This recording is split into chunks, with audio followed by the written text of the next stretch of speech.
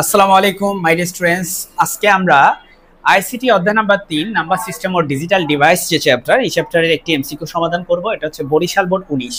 আমি আগেই বলে রাখি কোশ্চেনটা খুবই চমৎকার এবং খুব ইম্পর্টেন্ট।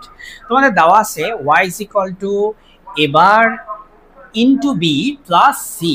এটাকে আমরা এভাবে বলি, এবার ইনটুর জায়গায় হচ্ছে অ্যান্ড এ অর সি। এখানে বুলিয়ান সমীকরণ বাস্তবায়ন করতে কয়টি মৌলিক গেট প্রয়োজন?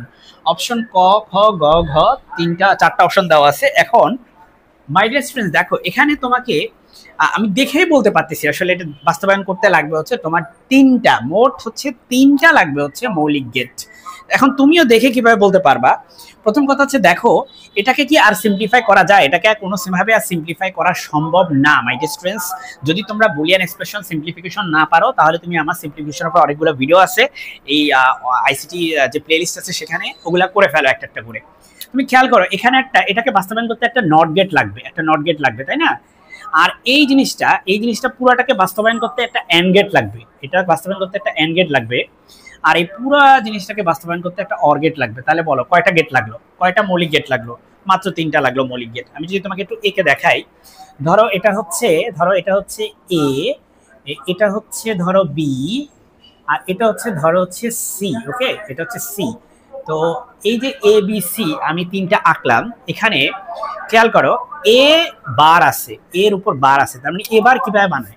এই যে এ, সেখান থেকে আমি একটা নট গেট দিব, এই যে একটা নট গেট দিলাম, এবং দেখো এখন এবার হয়ে গেল এটা। হ্যাঁ, এটা কিন্তু এবার হয়ে গেছে।